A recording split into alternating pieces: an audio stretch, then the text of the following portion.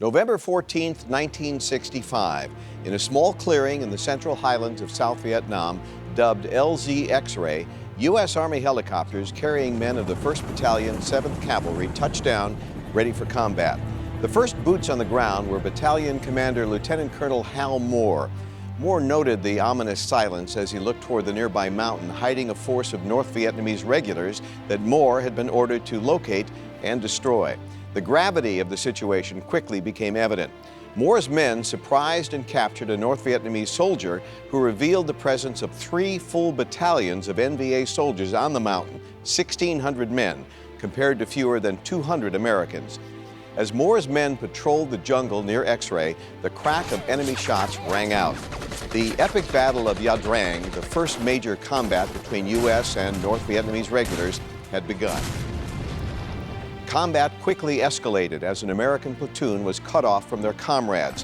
Soon, the landing zone was under a full-scale attack.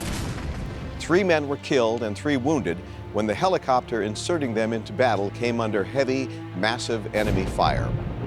Piloting the helicopter was then U.S. Army Major Bruce Crandall.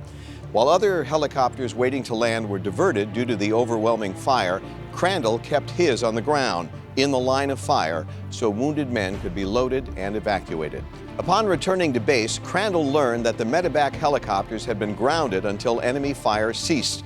Aware of the plight of the men left behind at LZ X-Ray, Major Crandall took it on himself to return to the battle in his unarmed chopper, bringing much-needed ammunition and reinforcements and evacuating the wounded. His friend and fellow pilot, Ed Freeman, joined him on this harrowing mission. The North Vietnamese onslaught was relentless. Yet despite the danger, Bruce Crandall and Ed Freeman returned 14 times that day to what later became known as the Valley of Death, each time delivering reinforcements and evacuating wounded.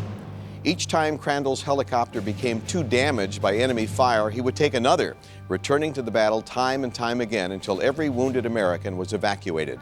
He went through 3 choppers. Pinned down by heavy enemy machine gun fire that killed his radio operator, Commander of B Company John Herron watched Bruce Crandall's helicopter descend into the fire, rise, and descend again. Recognizing Major Crandall's actions as extraordinary and inspirational, he recalled seeing the choppers brave the onslaught, reminding the men that they were not alone in this fight, that help was always on the way. Bruce Crandall and Ed Freeman saved the lives of more than 70 wounded soldiers that day and saved countless more through their deliveries of ammunition and reinforcements. Major Crandall's actions were without question the most valorous I've observed of any helicopter pilot in Vietnam, remarked one member of the 1st Battalion, 7th Cavalry. Hal Moore said of him, "Without Crandall, this battalion would almost have surely been overrun." Another officer spoke for the entire battalion, adding, "I will always be in awe of Major Bruce Crandall." Upon hearing that he was being considered for the Medal of Honor, Crandall insisted his name be withdrawn in favor of his friend and wingman, and Major Ed Freeman received the Medal of Honor in 2001. But Crandall's heroic valor at LZ X-Ray could not be forgotten, and in February 2007, at a White House ceremony, Bruce Crandall was finally awarded the Medal of Honor. 50 years ago, Bruce Crandall and the men at LZ X-Ray became some of the first great heroes of the war in Vietnam, a generation of American service members that produced countless stories of valor and sacrifice.